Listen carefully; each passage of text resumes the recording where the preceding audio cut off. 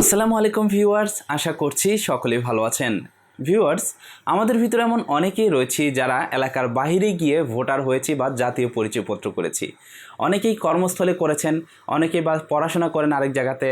যখন আপনি ভোটার হচ্ছিলেন তখন ওই এলাকাতে ভোটার নিবন্ধন চলতেছিল, আপনি সেখানে জাতীয় পরিচয়পত্র করে ফেলেছেন, অথবা দীর্ঘদিন এলাকার বাইরে থাকার কারণে আপনি এলাকার বাইরেই জাতীয় পরিচয়পত্র করেছেন, কিন্তু বর্তমানে আপনি আপনার এলাকাতে চলে আসছেন। তার মানে আপনার পার্মানেন্ট অ্যাড্রেসে আপনি চলে আসছেন। এখন আপনি চাচ্ছেন আপনার পার্মানেন্ট অ্যাড্রেসে আপনি ভোট প্রদান করবেন। এর জন্য আপনার প্রয়োজন পড়বে ভোটার এরিয়া স্থানান্তর করা বা ভোট কেন্দ্র পরিবর্তন করা। আর এইটা কিভাবে করবেন এই বিষয়টি নিয়ে আপনারা অনেকেই আমার কাছে জানতে চেয়েছিলেন। আজকের ভিডিওতে A to Z ধারণা দেওয়ার চেষ্টা করব। অবশ্যই ভিডিওটি শেষ পর্যন্ত দেখবেন। এই ধরনের ভিডিও আরও পেতে হলে আমাদের অফিসিয়াল ফেসবুক পেজ এবং ইউটিউব চ্যানেলের সাথেই থাকবেন। বন্ধুরা, চলুন শুরু করা যাক। ওয়েলকাম ব্যাক ভিউয়ার্স, আপনি যদি আপনার ভোটার এরিয়া স্থানান্তর করতে চান তাহলে আপনাদের যে কাজটি করতে হবে, আপনি আপনার পার্মানেন্ট অ্যাড্রেস অথবা যেই এলাকাতে আপনি আপনার ভোটার এরিয়াটি স্থানান্তর করবেন সেই এলাকার উপজেলা নির্বাচন অফিসে গিয়ে আপনি একটি আবেদন দাখিল করবেন।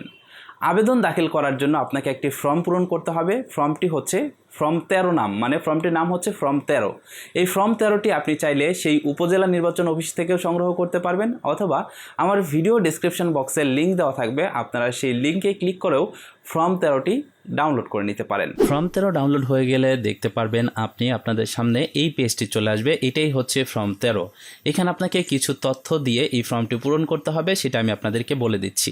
এখানে দেখতে পাচ্ছেন যে প্রাপক, এখানে উপজেলা থানা নির্বাচন অফিসার, মানে আপনি যেই উপজেলা নির্বাচন অফিসে গেছেন সেই উপজেলার নাম এখানে হবে এবং নিচে তার জেলা দিবেন। এখানে আবেদনকারীর নাম, তার মানে আপনার নাম হবে, আপনার জাতীয় পরিচয়পত্রের নাম্বার এবং জন্ম তারিখ। তারপরে 4-এ দেখতে পাচ্ছেন বর্তমান তালিকাভুক্তি সংক্রান্ত তথ্য দিই। তো এইখানে আপনার বর্তমান যে ভোটার আইডি কার্ডটি রয়েছে বা জাতীয় পরিচয়পত্রটি রয়েছে সেটা থেকে এইখানে সর্বপ্রথম ভোটার নাম্বারটি দিবেন। তারপরে নিচে আপনার বর্তমান যে ভোটার এলাকার নাম রয়েছে সেটা দিবেন। তারপরে ভোটার এলাকার নাম্বার দিয়ে দিবেন। এই তথ্যগুলো যদি আপনি না পান তাহলে আপনার জাতীয় পরিচয়পত্র দিয়ে একটি অ্যাকাউন্ট করে নেবেন NID সার্ভিস ওয়েবসাইটে। সেখানে গেলে আপনি প্রোফাইলের ভিতরে এই তথ্যগুলো পেয়ে যাবেন। তো এখানে রয়েছে উপজেলা থানা, এগুলো আপনি সুন্দরভাবে দিয়ে দিবেন। দেওয়ার পরে এটা দিবেন হচ্ছে আপনার বর্তমান যে জাতীয় পরিচয়পত্র রয়েছে সেটা অনুযায়ী। তার নিচে দেখতে পাচ্ছেন যে এলাকায় স্থানান্তর হইতে ইচ্ছুক, তার মানে আপনি বর্তমানে যে এলাকার ভোটার হতে চান সেই এলাকার ইনফরমেশন এখানে দিতে হবে। শুরুতেই দিবেন জেলা, তারপর এখানে দিবেন উপজেলা, তারপর এখানে দিবেন আপনার ইউনিয়ন পরিষদ বা সিটি কর্পোরেশন বা পৌরসভা, এখানে ওয়ার্ড নাম্বার দিবেন, ভোটার এলাকার নাম দিবেন, ভোটার এলাকার নম্বর দিবেন। সেম একইভাবে এই তথ্যগুলো যদি না জানেন তাহলে ওই এলাকায় যে জাতীয় পরিচয়পত্র যার রয়েছে এমন একজনকে খুঁজে তার জাতীয় পরিচয়পত্র থেকে এই তথ্যগুলো নিয়ে নেবেন।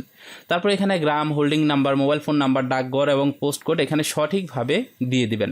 তারপরে এইখানে দেখতে পাচ্ছেন 5 নম্বর ক্রমিকে বর্ণিত ঠিকানায় যে সময় হয়তো অবস্থান করিতেছেন, তার মানে এই যে আপনি যে এলাকায় আপনার ভোটার এরিয়াটি স্থানান্তর করবেন সেই এলাকায় কতদিন যাবত আপনি এখানে থাকছেন সেটা এখানে লিখে দিবেন এবং স্থানান্তরের কারণটা কি সেটা এখানে লিখে দিবেন। যেমন আপনি যদি অন্য কোনো জায়গাতে ভোটার হয়ে থাকেন তাহলে এখন বর্তমানে যে ঠিকানা আপনি স্থানান্তর হতে চান সেটার কারণ কি এখানে সংক্ষেপে লিখে দিবেন।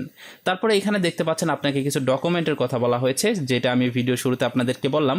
এখানে শুরুতে আপনার NID কার্ড দিতে হবে। তারপরে এইখানে আপনার চেয়ারম্যান অথবা আপনার সিটি কর্পোরেশন অথবা পৌরসভার মেয়র অথবা আপনার হচ্ছে ইউনিয়নের যে চেয়ারম্যান রয়েছে তার কাছ থেকে একটি প্রত্যয়নপত্র আনবেন যে আপনি এই এলাকার বাসিন্দা। তারপরে বিদ্যুৎ বিলের একটা কপি আপনি নেবেন যদি থাকে, এটা ম্যান্ডেটরি না।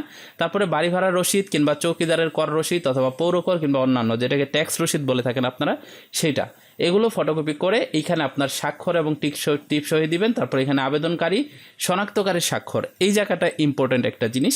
এই জায়গাটাতে আপনাকে যে কাজটি করতে হবে, এইখানে আপনার ইউনিয়ন পরিষদের যে চেয়ারম্যান রয়েছে তার একটি স্বাক্ষর নেবেন, তার নাম নেবেন, তার জাতীয় পরিচয়পত্রের নাম্বার, ঠিকানা এবং তার একটি সিল এইখানে দিয়ে দিবে। এবং নিচে দেখতে পাচ্ছেন এটা শুধুমাত্র অফিস ব্যবহার করবে, এখানে আপনার কোনো কিছু লেখার দরকার নেই। তো এটা দেওয়ার পরে আপনি যখন এই কাগজপত্রগুলো সঠিকভাবে জমা দিবেন তখন আপনাকে এই যে দেখতে পাচ্ছেন নিচে একটা প্রাপ্তি স্বীকারপত্র, এটা এখান থেকে কেটে আপনার কাছে দিয়ে দেওয়া হবে। সঠিকভাবে আপনার ফর্ম 13 পূরণ হয়ে গেলে আপনি যেই কাজটি করবেন, ফর্ম 13 সহ কিছু ডকুমেন্ট সহ আপনি যেই এরিয়াতে ভোটার এরিয়াটি স্থানান্তর করবেন বা যেই এলাকাতে আপনি ভোটার এরিয়া স্থানান্তর করবেন সেই এলাকার উপজেলা নির্বাচন অফিসে গিয়ে জমা দিবেন।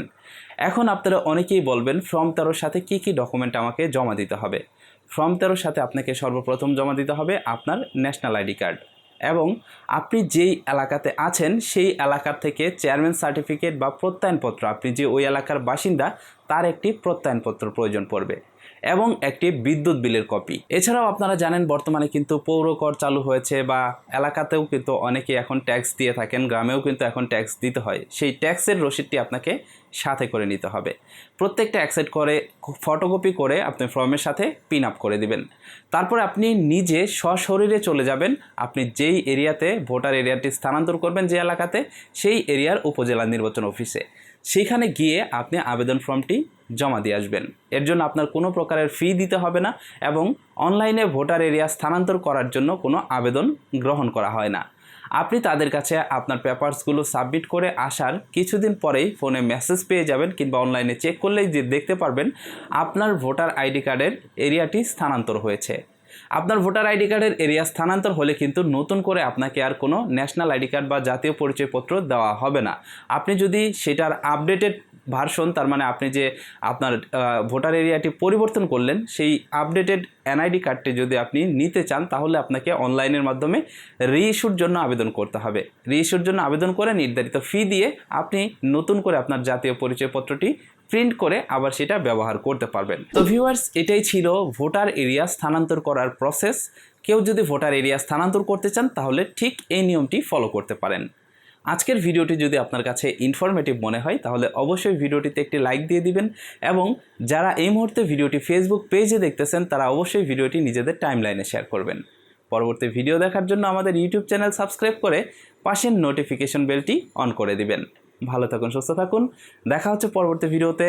আল্লাহ হাফেজ।